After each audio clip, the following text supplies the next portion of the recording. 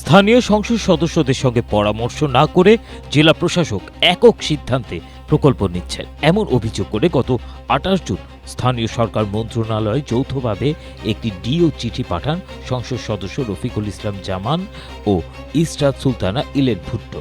সংসদ সদস্যদের সঙ্গে আলোচনা ছাড়া নেওয়া সব কার্যক্রম স্থগিত রাখার অনুরোধও জানান তারা। জেলা পরিষদের তথ্য বলছে, প্রশাসক ৪ উপজেলার জন্য ৭,৫০,৮০,০০০ টাকা ব্যয়ের ৪ শতাধিক উন্নয়ন প্রকল্পের তালিকা প্রস্তুত করে অনুমোদনের জন্য তা পাঠান স্থানীয় সরকার মন্ত্রণালয়।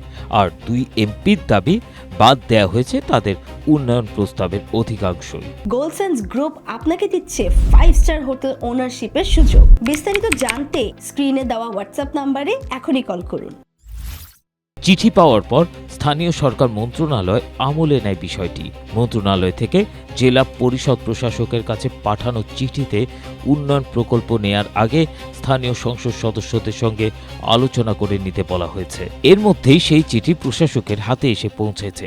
এরপর থেকেই জেলার ৪ উপজেলার জন্য নেয়া উন্নয়ন কার্যক্রম থেমে গেছে। প্রকল্পগুলোর ভবিষ্যৎ নিয়েও দেখা দিয়েছে অনিশ্চয়তা।